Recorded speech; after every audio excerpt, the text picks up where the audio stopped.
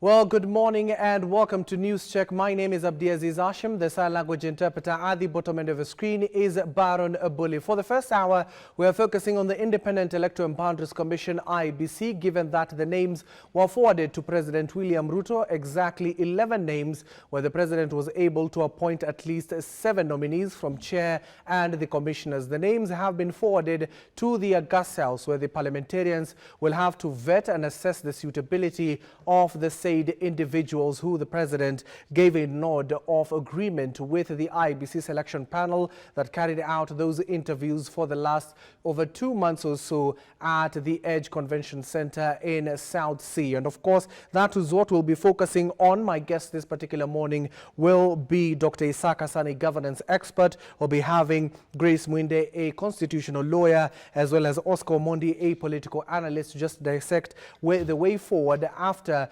the August House gives a nod or even refuses to give a nod of the said 7 individuals. The nominees, let me read their names once more, are the Erastus Edung. He will be the next chairperson if approved by Parliament. The commissioners, 6 of them, will be Anderitu, Moses Muhwana, Mary Karen Sorobit, Hassan Nur Hassan, Francis Odhiambo, Fahima Abdallah. Those will be the next new IEBC members if they are approved by the August House. The Speaker of the National Assembly this weekend directed the Justice, Legal and Affairs Committee to take over that particular exercise and vet them ahead of their approval by the Assembly. And of course, the task that will be awaiting them is not just the boundaries delimitation that has already surpassed the timelines, but including the by-elections. We have several constituencies. We have even a Senate seat as well as wards. At the Senate seat, we're starting with Baringo County. Constituencies, we do have Banisa, Magarini, Ugunja, Malava, Mbere North. Those constituencies, some of them have been opened up due to the members of the parliament either losing their lives, and recently you do know what happened to the Kasipul member of parliament. That is the latest seat that a by-election will have to be held by the new Independent Electoral and Boundaries Commission IEBC team if approved by the August House. When it comes to the wards, we do have Kisa ward, Chewani ward, Nyamira ward, Nyasiongo ward, Kariobangi North. Those are the wards that have opened up. And the Senate, once more, it is Baringo County. And of course, we're also waiting to see if the IEBC, the new team, will clean up the register. You remember what a few weeks back ELOG had to say, that there are a number of people who have lost their lives and are still on the register. So they need to clean up that particular register ahead of the 2027 polls. 26th of May will be the day they will be appearing before the National Assembly Justice and Legal Affairs Committee. They will have to talk about their suitability ahead of the 2027 polls. That will be our first hour. In the second hour, we'll be focusing on mental health, gearing up to what is being witnessed in the country, especially when it comes to economic matters as well as in the work environment. How, given that this is a mental health awareness month, how our Kenyans are supposed to go through this particular month itself. We'll be having psychologists here with us in the second hour. Also, we're keeping tabs on what is happening across the country, including the various committees that are being held right now at the August House. We do have the Public Investment Committee on Social Administration and Agriculture that is currently holding a meeting with one of our very own, the Managing Director, that is Agnes Kaleche from the Kenya Broadcasting Corporation, to adduce evidence on the reports of the Auditor General on the financial statement of KBC for the financial year 2021-2022 and 2023-2024. Those are among the stories that we're keeping an eye on. Talk to us on our social media platforms at KBC Channel 1 and at Abdiaziz Hashim 1. Let me get to introduce my guests once more. Joining us this morning is none other than Oscar Omondi, a political analyst, Grace Mwinde. She is a lawyer and the vice chair of a Thika Mediation Center. She is here with us. Thank you for joining us, Grace and Omondi. Let me start with you, Oscar. Oscar, what do you make of the names that the president has appointed to the position of the Independent Electoral and Boundaries Commission, IEBC? I think the name. Good morning, first of all, and thanks for hosting me, Abdi, and thanks to our viewers. But I think the names that have been proposed to the president, they are names that probably people never expected them. as much as some part of the political class feel that they were supposed to be informed or consulted. But these are names of people who've not been in the political divide. For example, the chair who is from Turkana, and again, coming from a marginalized community like the Turkana, to rise to the level of the chair of the IEBC, I think is a good thing for the country. Other names that I've seen there are people, some of them have been in other positions, like I think Professor Duol was the VC of Kenya Polytechnic, now TUM, and again, I think she's the former registrar of political parties, Derito. Yeah, but I think these people are up to the task. And again, we are also developing this institution. You know, we've come from EIC to IEBC and different chairs, and it has received a lot of challenges. But those are challenges that will come with developing the reforms that we need. I think this fresh team should be given a chance, although the fresh team is coming at when they have too much on the desk to deal with because of the process that we've had for the last 2 years or for the last 1.5 years without a substantive commission, and the IEBC has not been able to perform mistakes. You know, remember, the boundaries elimination process has not also been done, which actually by law, we are not able to do it now. I don't know what will be the Supreme Court interpretation of the case that IEBC has at Supreme Court. Otherwise, they are already preparing for another election, while they have to do a lot of sub or by-elections, which can be like a mini election, a mini general election, because there are too many constituencies. We have Magarini, Ugunja, and we have somewhere, I think, Kasipul, all these. And we are not sure by the time they get to office, which if we'll not even have some. So I think we as Kenyans should give this team good chance. But I also thought that, you know, the infrastructure of the IEBC is not just the commission. The infrastructure are the people who, the operation system, which works as the operation guys at the IEBC. Some of the things should also be done with that office, so that we need fresh, although we need the historical memory to help the institution go to the next level, but we really need a lot of shake-ups within people who work at anniversary towers. Yes. Grace, your thoughts when you saw the names? I was impressed because the people who were chosen are pretty much not in the political circle as much. And if you look at, I've nicknamed him the man with the 3 E's, Erastus Edong. And I believe, given a chance with the new Kahoot, he's going to deliver. Because looking back, since 2011 to 2025, a majority of the elected members have not completed their terms, only apart from the late vice chair who passed on recently, who went for the 6 years. And it is good to understand that we have to accept the fact that the reason why people don't believe in the IEBC anymore is because it's been politicized. And we need to understand, we need to know if at all it is an internal issue or an external issue. Because most of the members that have been elected, who are put in place to work, are not able to complete their tasks. And reason being, probably because the external firebacks inside the IEBC are making them not to complete their work. Yes. And of course, if you're just joining us, we're talking about the Independent Electoral Boundaries Commission, IEBC. Of course, the National Assembly, which is supposed to overtake this particular exercise, has issued the date, which will be on the 26th of May 2025. The interviews will be held at the mini chamber, first floor County Hall in Parliament buildings, and the interviews will commence at exactly 9 a.m. And according to the schedule, the nominated chairperson, that is Ekathon Edong, the nominee for the IEBC chairperson, will be the first to face the George Murunga-led panel, that is the Tharaka Member of Parliament, who is chairing that particular committee, followed by Nderitu who is currently the registrar of political parties, Sorobit, at exactly 12:30 on the same day. That will be on Monday. And then Noor in the afternoon at exactly 2:30 p.m. And then Odhiambo will appear at 3:30 p.m.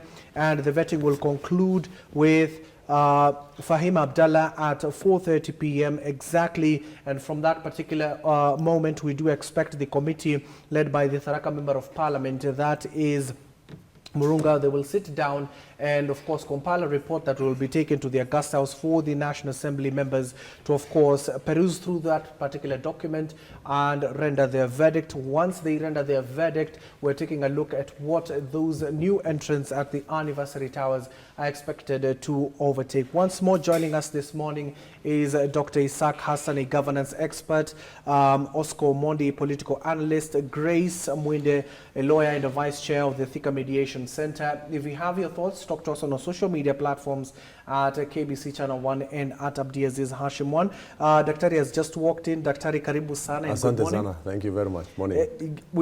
I was taking a grasp of what do you make of, first of all, of the 7 names that the President has forwarded to Parliament. I guess it is the IEBC commissioners. Yes. Thank you very much, Abdulaziz, for inviting me. I think, first and foremost, we need to begin with the situation we were in. The situation we were in is that we were in constitutional crisis for a while, for almost 2 years plus. That means then we were at the edge of facing a situation that wouldn't have been manageable. Thank God now the process have moved on, and now finally the panelists that were tasked to recruit IEBC commissioners have brought on board definitely commissioners who are well qualified according to them. That has been proved by also many Kenyans because the interviews were live, and therefore everybody knows who these people are. Secondly, when you look at this list of the president, I think this time around, the selection panel as well as the president thought of the people to pick, not rushing into just coming up with commissioners, but they have given a second thought. In that, when you look at the balancing, much of consideration was given to marginalized communities who have never had such opportunities before. For example, no one will ever expected to have a Turkana becoming commissioner for IEBC. Historically, if you look at it, the only marginalized community who have ever held that office were Somalis. The rest were the larger communities who everybody know that when a bigger opportunity always comes, they grab for themselves. And therefore, I tend to think both the panelists as well as the president's decision to select the 7 commissioners plus their chair was well thought of. Secondly, I would like to take this opportunity to congratulate all commissioners. I know they remain with the final stage, which is a constitutional process. Otherwise, they won't make any major difference in terms of the decision that has been reached by the panelists as well as the president. And we know very well that every time the interest of politics comes up, then the executive will want to dominate and make sure that the people they have proposed go through the vetting at the parliament building. And that means then we obviously know very well that all of them will be approved by parliament. If the committees probably will raise certain issues, parliament will always vote against that and approve them. And that's why sometimes back I said it will be a waste of process for our constitution to tell us that let this committee vet someone, and then when it comes to parliament, the parliament has powers to overrule them. Therefore, I think I'll congratulate all of them. I'll specifically congratulate Hassan Nur Hassan, aka Moses, who has been a candidate for the commission last time during the panelist and now appointed, who has served this country in a very dignified manner. For example, he has been Chief Administrative Secretary for Ministry of Education, equivalent to Assistant Cabinet Secretary, then during Uhuru's government. Then he was Provisional Commissioner. Then we remember the powerful Provisional Commissioners in Rift Valley Province. And therefore, and of course, as a career administrator, someone who is well known in terms of his performance, in terms of his ability to take up a task. So I think this time around, when you look at also Wakili, the chair, is someone who has a lot of respect within the society in terms of his academia, in terms of his relationship, and in terms of things he has done previously, his experience. Therefore, I think this is a well thought of. We need them as early as possible. There are quite a number of constituencies which are vacant. They need to elect. Conduct elections for those vacant positions, both MCS and Member of Parliament positions. They need to look at issues related to boundary review, which is a mandatory process after every 10 years. They need to think how they are going to conduct mass voter registrations, as this voter registration is a requirement every 10 years to have a new clear list for that purpose. And therefore, all of us who are politicians, we are waiting very seriously how best these commissioners will going to settle in their responsibilities and ensure that the task ahead of them, which is very critical, is addressed as soon as possible. And finally, 2027 is just at the corner. And this is a time when we want commissioners in a very sober manner, because they are very new, they are just resuming the office, they have not been influenced by any political groups so far as we know, and therefore we expect them to make a proper plan for the 2027 election so that we don't have a back and forth issues surrounding the courts, surrounding individuals, queries, and of course scandals that people always experience during elections, both procurement of election materials as well as issues related to electioneering processing. And therefore, mine is just to say that Parliament should finish their job as soon as possible, and commissioners should be in their offices and taking their responsibilities as fast as possible. Thank you. Oscar, as you respond to what Dr. is saying, when they are approved by Parliament, what should this new entrants be looking out for so that they do not repeat the same mistakes that were done with their predecessors? It's not an issue of repeating the same mistakes. For me, it is redeeming the trust on IEBC upon Kenyans. Kenyans don't trust IEBC. You know, we've had opinion polls asking if Kenyans trust IEBC. Kenyans don't trust whatever IEBC is doing. And with the new commission, the first task is mostly to redeem its image. How does it redeem its image? How do they clean up? How do they do their communication, for example? They need to have experts who can communicate very well, and not just communicate in the traditional manner. Nowadays, we communicate in social media. So long as you lose favor with social media of this country, then that you're wasted. You cannot move. So because people don't trust the authorities anymore. So mostly what happens in social media carries the day in terms of opinion of the state. IEBC has no good name in this country for how it has conducted itself under Hassan, the Hassan, who's called Hassan, who? Isaac Hassan. It's like yourself. And under Chebukati, you remember Chebukati just died the other day, and there was a celebration on social media that, let him die again. You know, No, we that can't say type, that. that type Can't say of, that. that type of attitude. I'm just saying, I'm talking about the attitude. This one happened even last week when the member of parliament died. And the people were heartless and celebrating on social media. It's not even an African way to do something, things like that. But we've gotten to that level. And these are uncomfortable conversations that Hashim, we really have to discuss them. And now we are dealing with an institution that has lost favor in terms of trust among the people, and a very critical institution in our society. This is an institution that brings us governance. So they should be able to make sure that they redeem themselves, they put their acts together and become a clean commission. The best thing with that commission is that it took time and all other commissioners' term ended. So this is, the entire team is just a fresh team. It's different from the previous commission that had 4 and 3.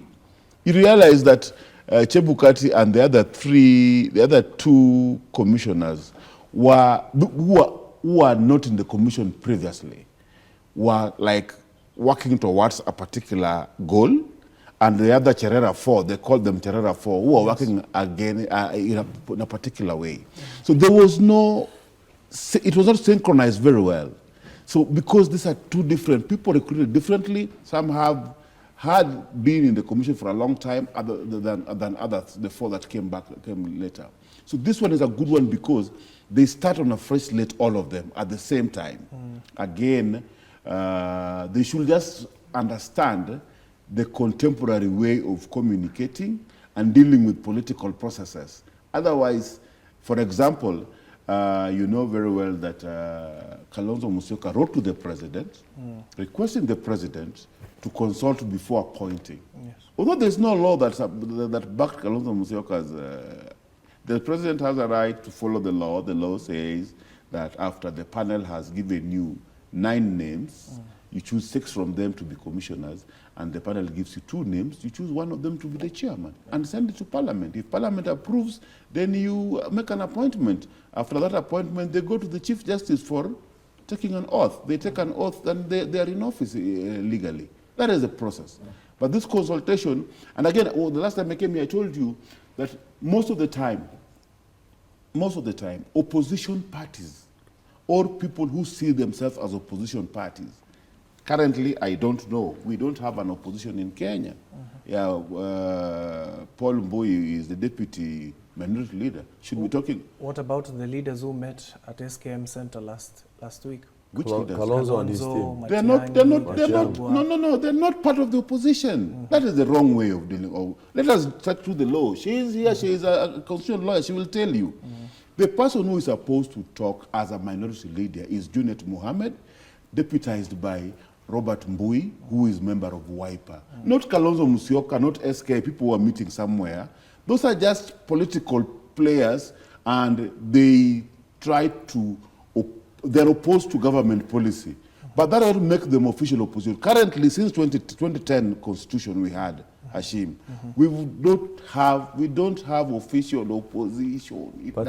But people have said Baba has been the leader of the opposition. Do you want us to discuss here, say here? No. And I've told let's you, get back to the I've told you, for example, if you go to register of political parties, for example, you know the register of political parties does not even sometimes recognize party leaders as hierarchy of political parties.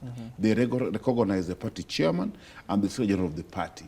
But the position of the party leader was created mostly to people who wanted to become, sometimes they maintain ministerial positions and maintain government and so want to maintain the political party.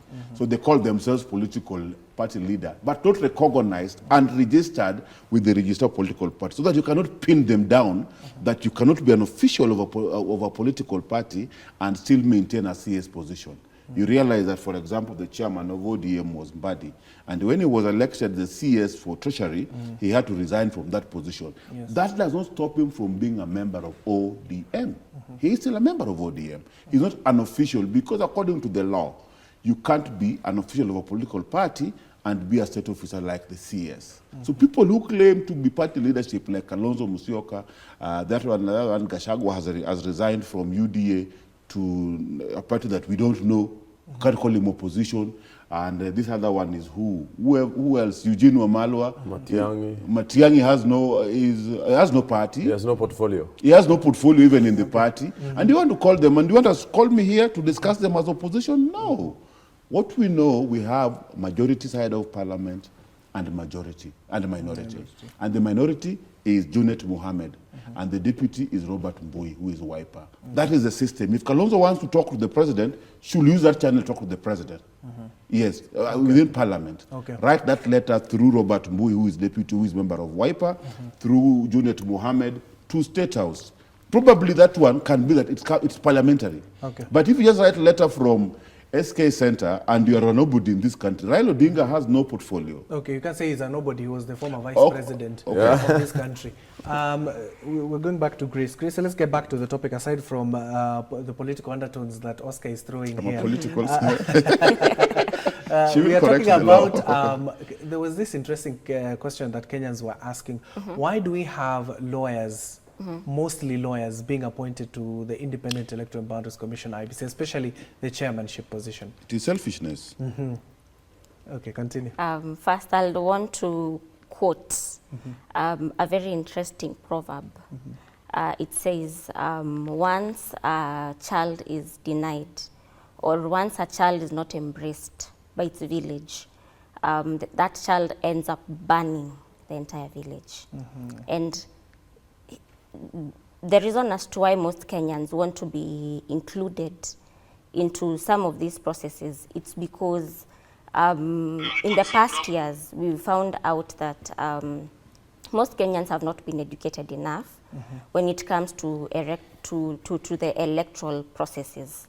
And I believe currently there are a bit of civic education that is going around, probably through social media and also in the rural areas, to ensure that even when people are voting, you're not voting for a party, but voting for individuals. And also coming to my colleague here, I will just want to probably correct him or just to highlight that I still believe there's an opposition. There is Kenya Kwanza and we have Azimio. And if at all there was no opposition, we wouldn't be having Kalonzo Musyoka really fighting hard even for his own members to be part of the IEBC commission. I remember the reason as to why some of the processes were being delayed is because we have Muli, Dr. Muli, who was left out. And I believe, if I'm not mistaken, there are a few names which were being sneaked in. I don't know how true that is. And also that makes most of us not feel safe, because we really want a transparent commission. Dr. Akombe, she wrote a very long text before she left the commission. And her reasons for leaving the commission were reasons of security. So the current commission that has been elected, what gives them a safeguard? Because this is a position where you're holding a whole country in your hands.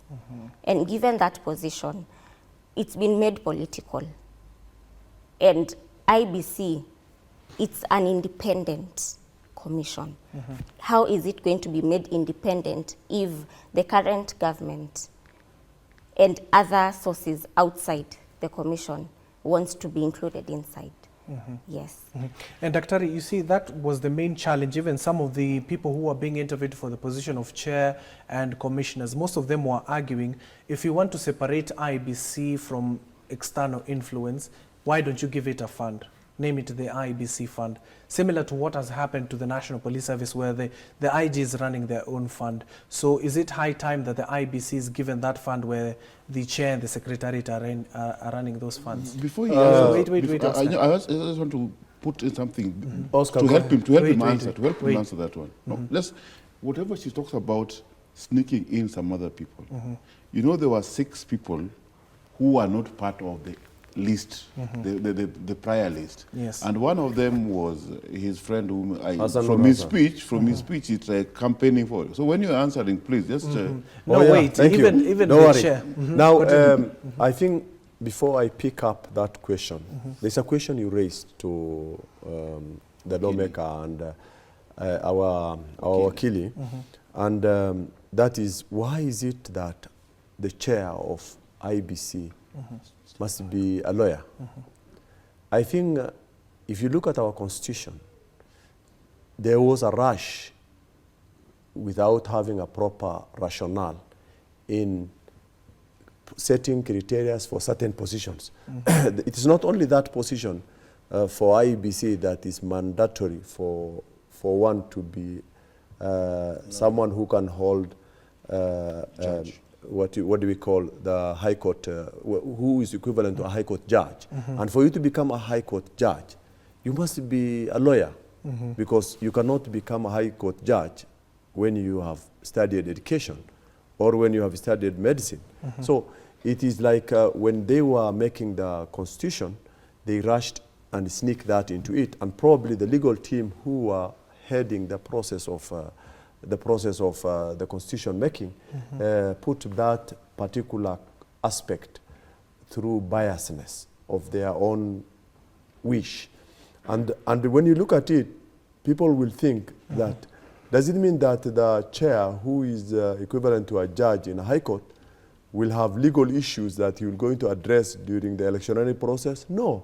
He has actually no legal responsibility at that particular time that he can effect. He does what is called electoral processing, electionary processing, and laws of the elections. He has nothing to do with that. He has a legal team doing that job, if at all it is there. Otherwise, he will have been the one to defend during the petition of the president, other than picking Ahmed Nasir and some other guys to go and defend IEBC in Supreme Court. So that was a biasness.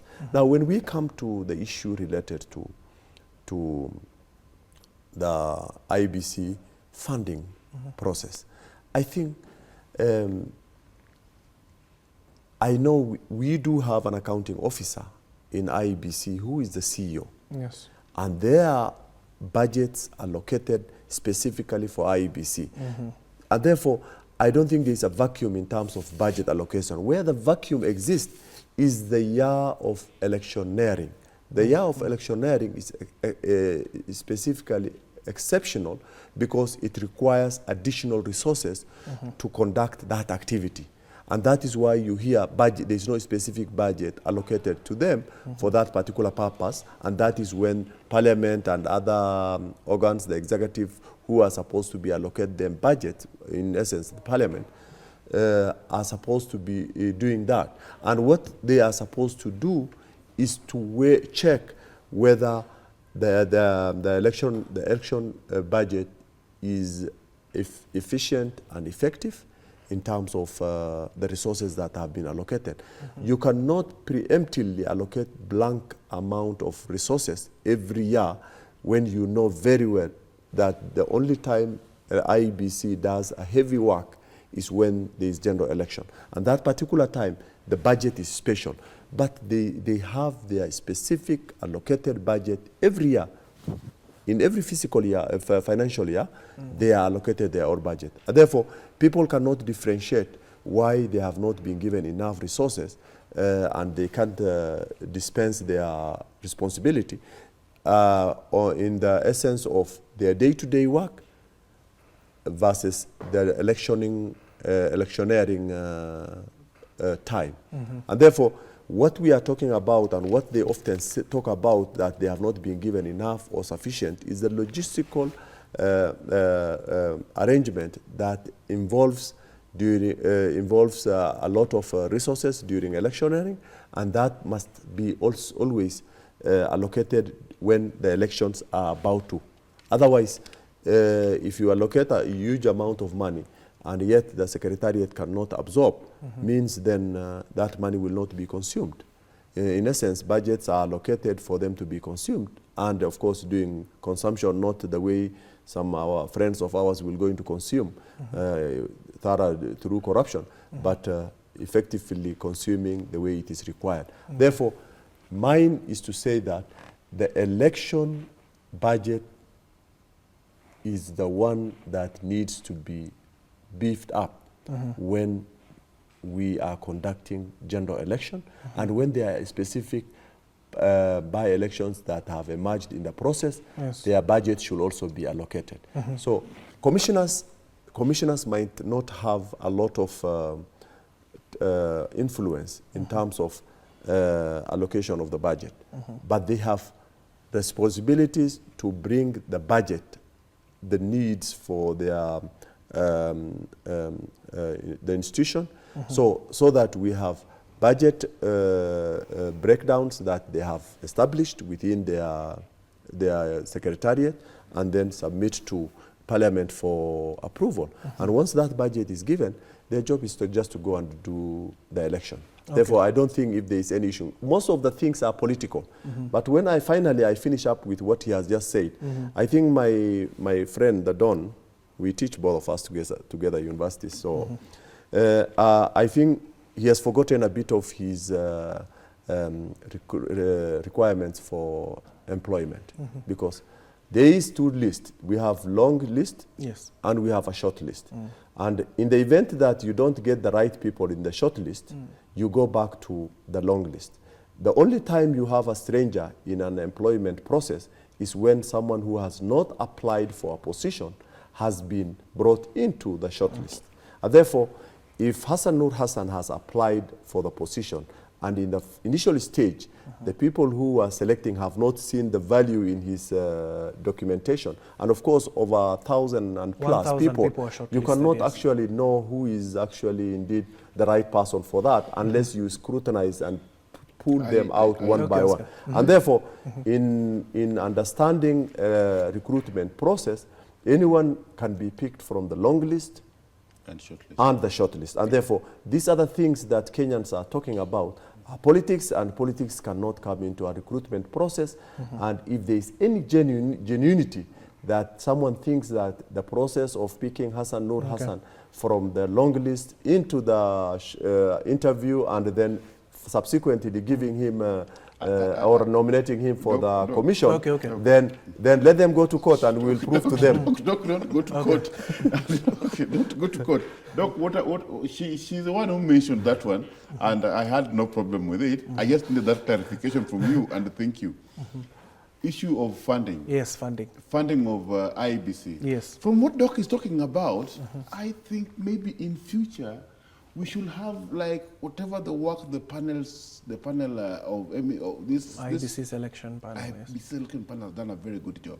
Imagine if we had another panel to do by election for us, which is just working for a period of 90 days, delivering the seats, and they are no longer there. So long as the person, because the panel's work ends immediately, the appointment is done. Yes. Yeah. Other than having people who have today run day-to-day running of office affairs at the IEBC and probably doing nothing. So probably that should be done. Secondly, issues of funding.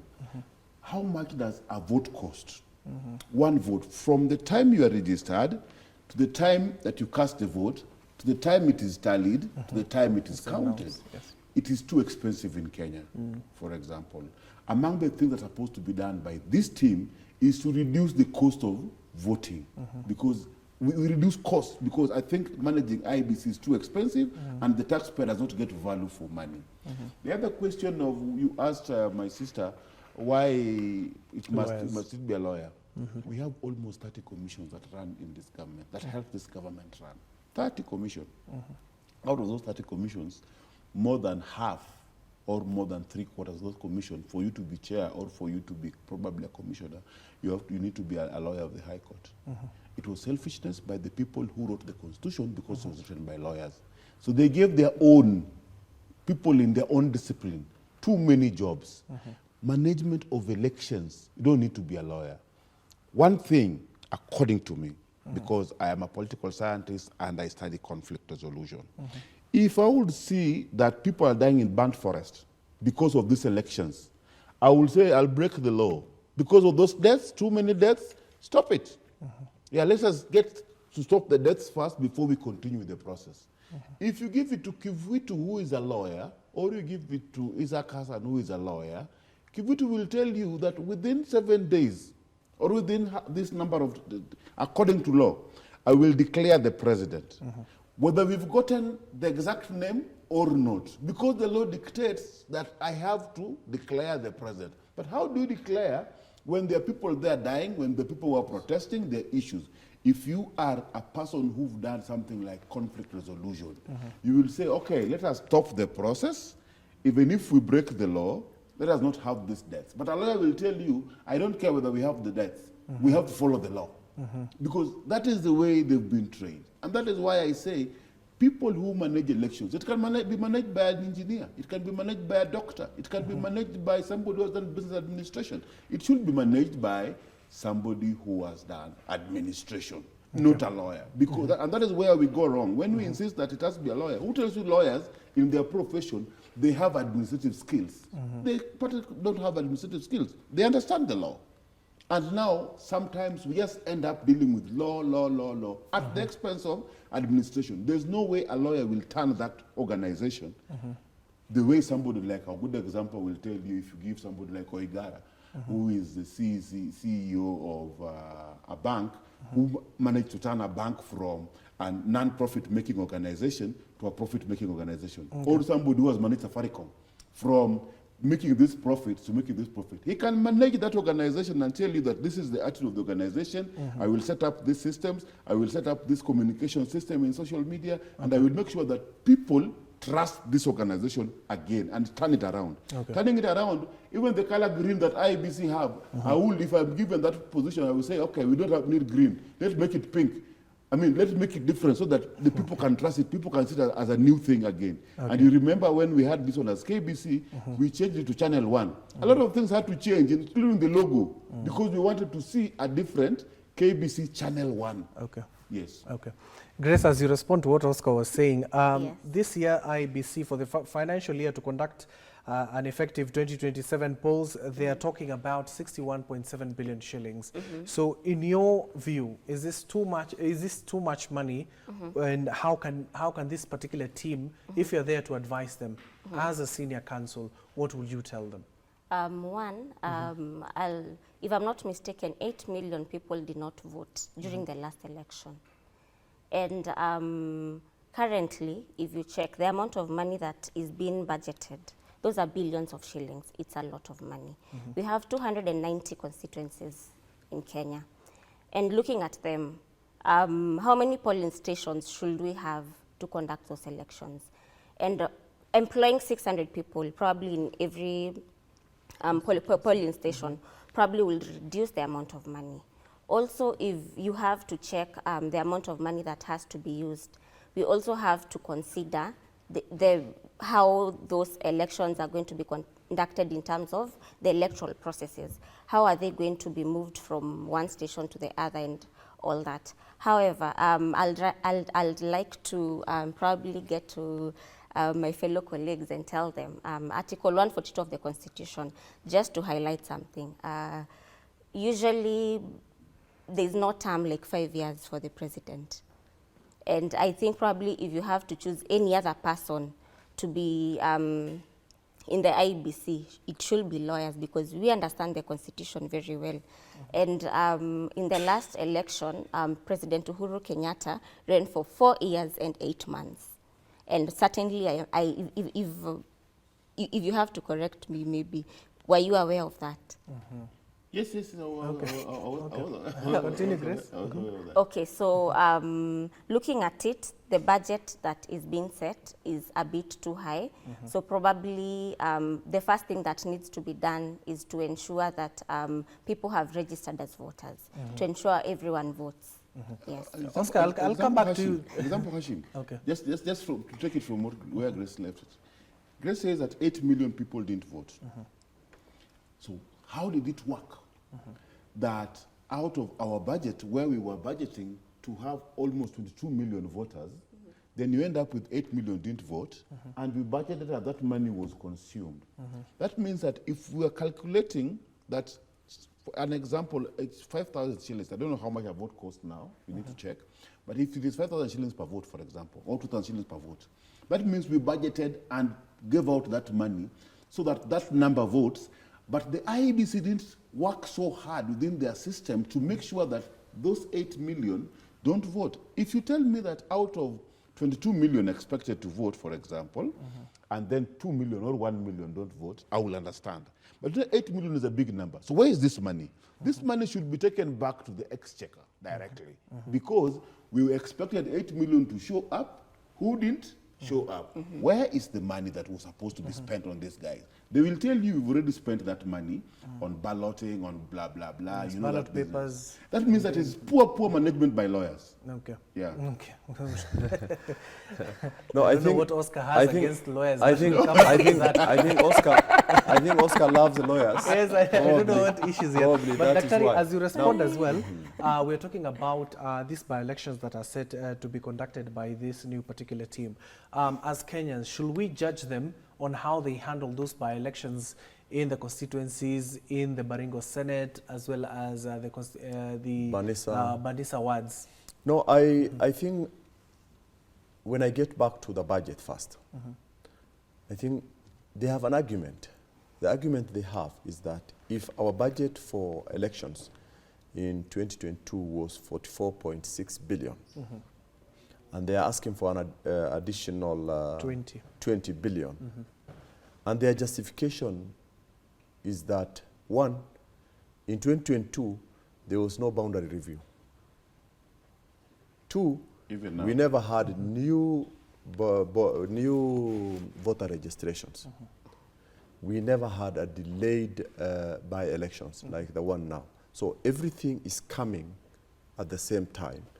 And definitely, that will attract significant amount of money that needs to be conducted with those activities. So in essence, those makes justification. However, there are a number of things that people need to look at.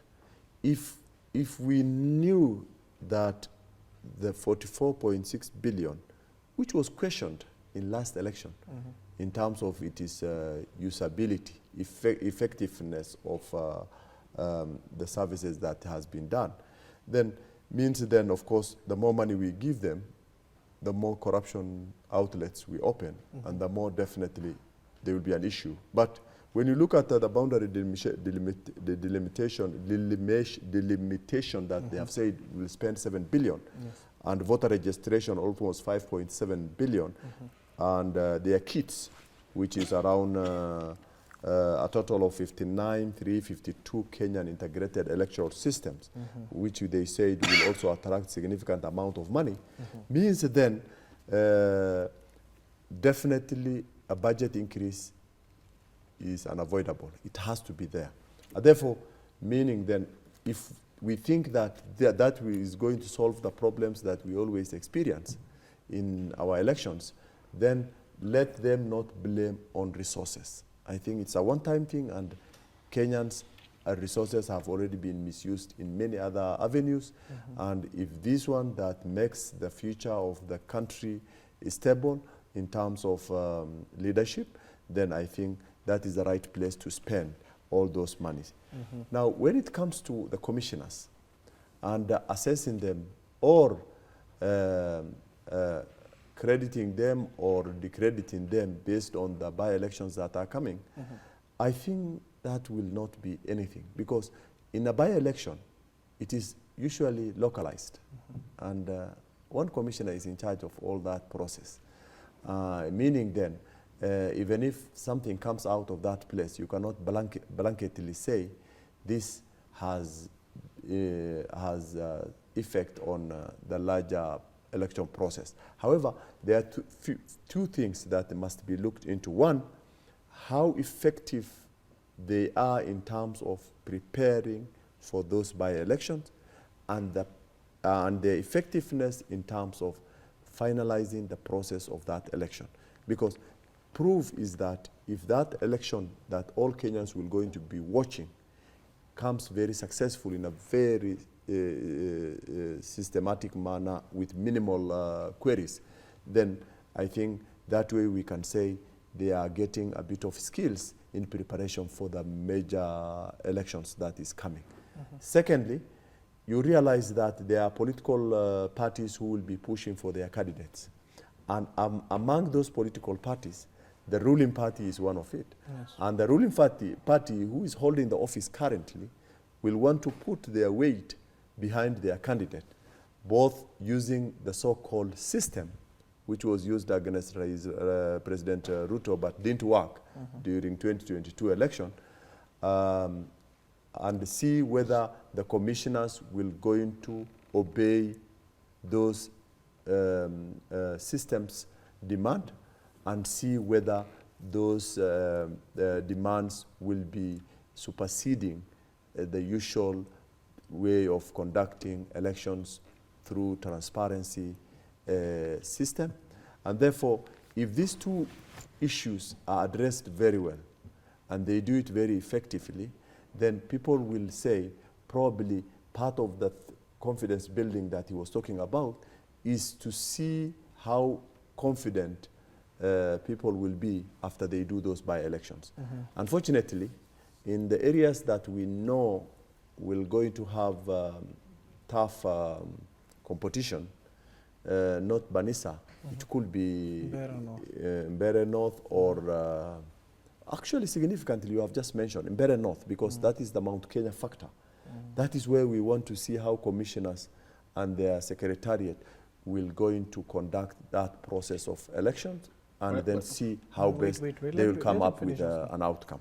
Oscar? But historically, I don't think if we've ever had so much problems with the IEBC conducting by-elections. We did have the Leafy one, you remember? Don't forget. But they can't be addressed. I Sambweni. think the problem is, when we have, and again, having a lawyer at the apex, they know sometimes how to hide things.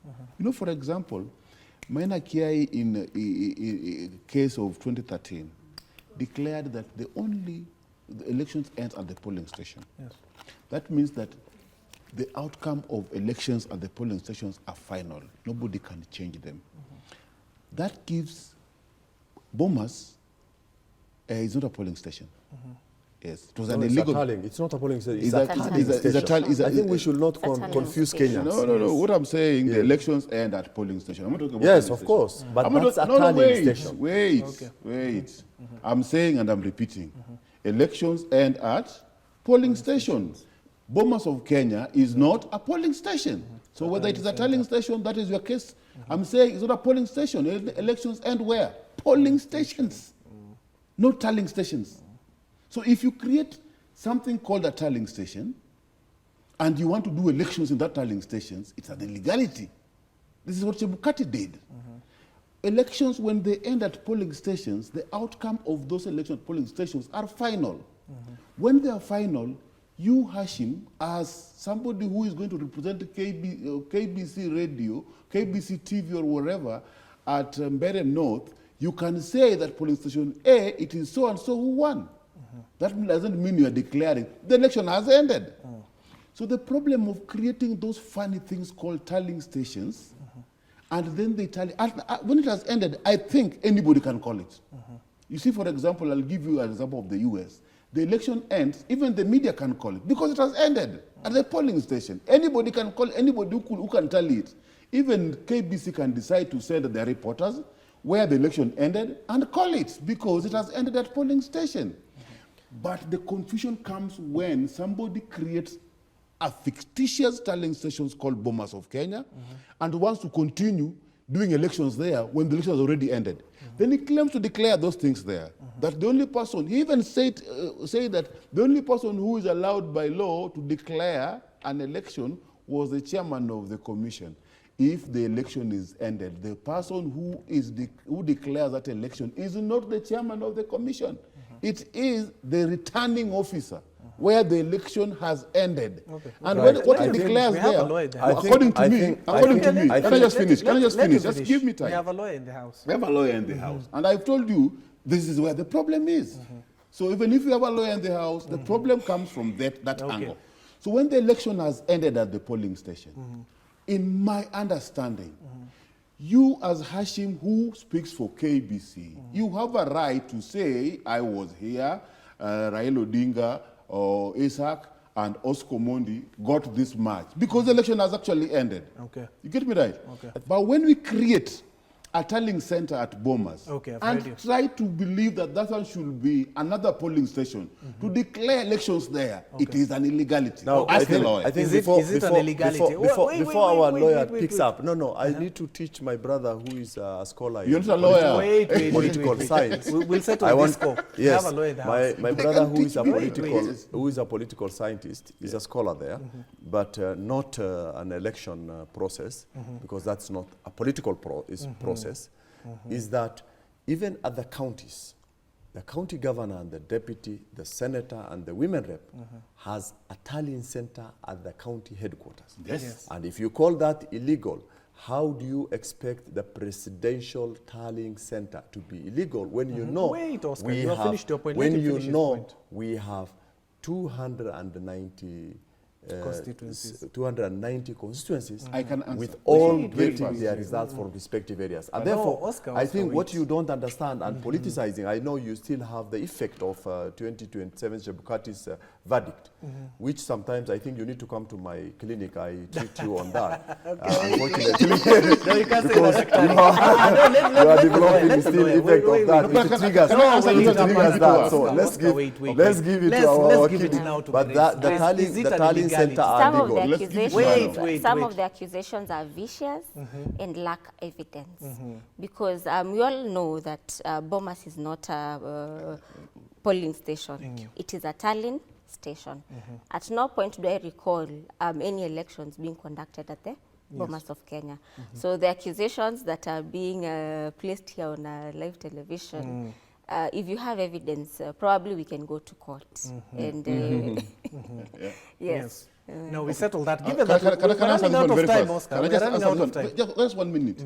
What I'm saying, the tallying center at the county level, it is a tallying center, they claim. Yes. But I'm saying that when elections ended at the polling station, Hashim could go and say who and No, we have who gotten that point. ran this one and can say who is the winner. Yes, So yes. whatever happens at the tallying center, Yes. at the central tallying center of the county government, Yes. is not anything that can change. Yes. You're not allowed to change the results. But they keep on changing the results because it's Now, like they're give us continuing.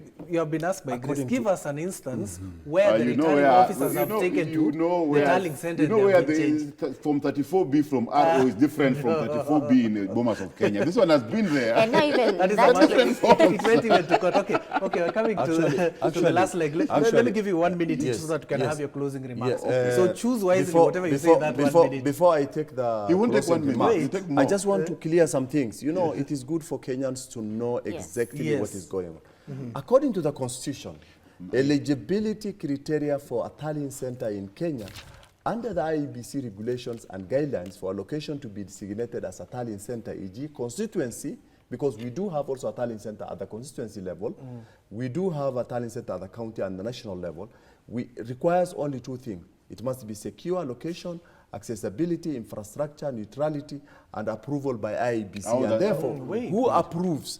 IEBC has been mandated to select and gazette a tallying center for purposes of that election process that is going through. Therefore, even at the constituency level, where I contested and where the returning officer was seated, was not a tallying, it was not a polling center, it was a tallying center. When you and therefore, contest, when someone bluntly says when you a tallying contest, center in Bomas of Kenya, when you contest, when you contested, Wait, Dr. when we say the tallying center at the Bomas was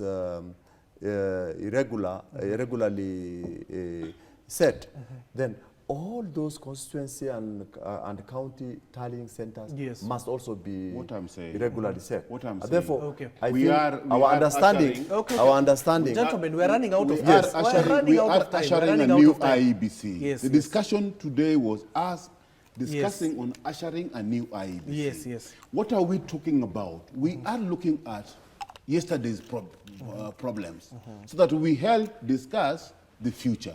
That is why we are here, right? I'm telling you this. He ran in 2022.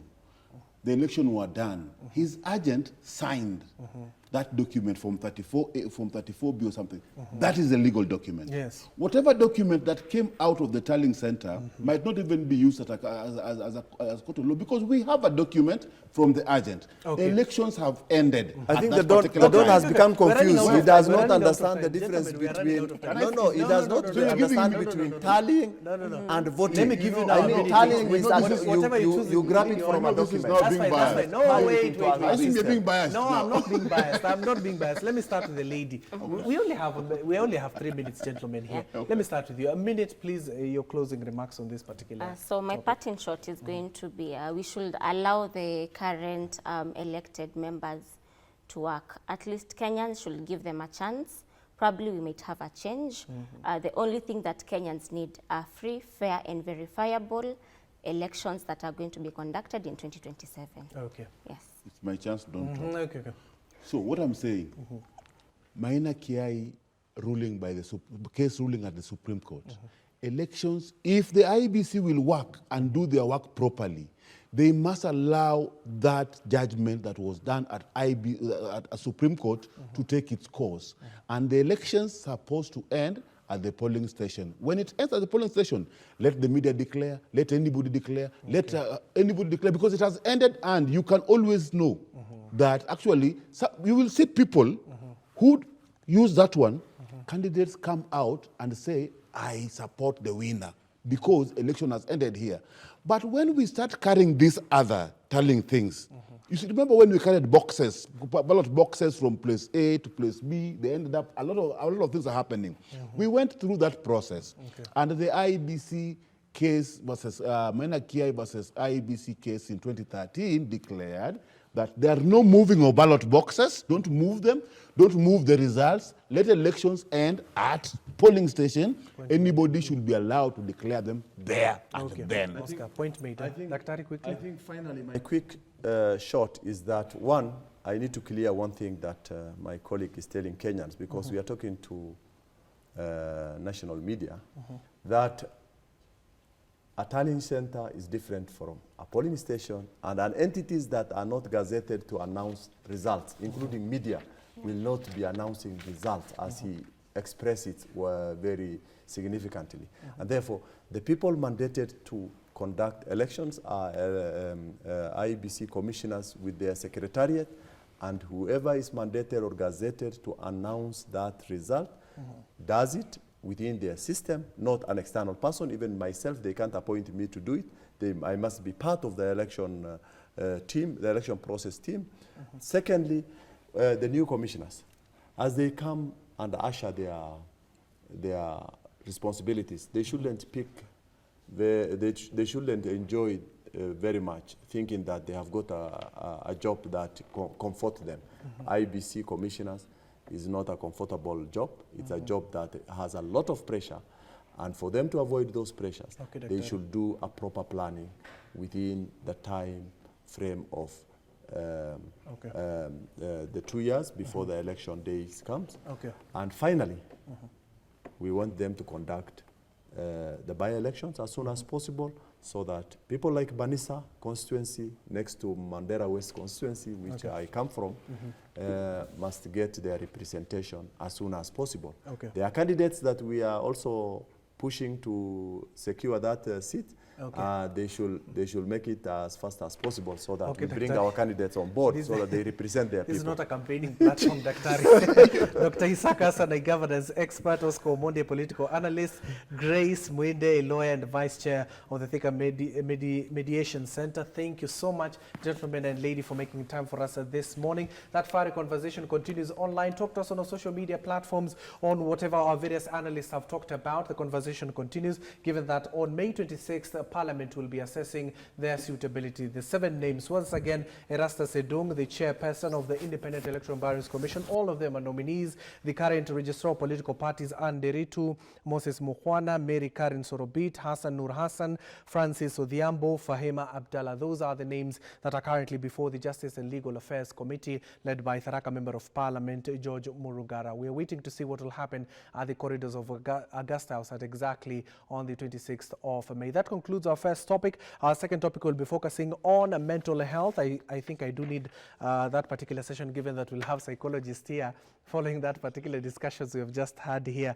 Our guest already here in studio, Dr. George Omanya, counseling psychologist for Global Strategic Pillar. Mwachiro William, counseling psychologist as well, already here. So don't go too far. That conversation is up next.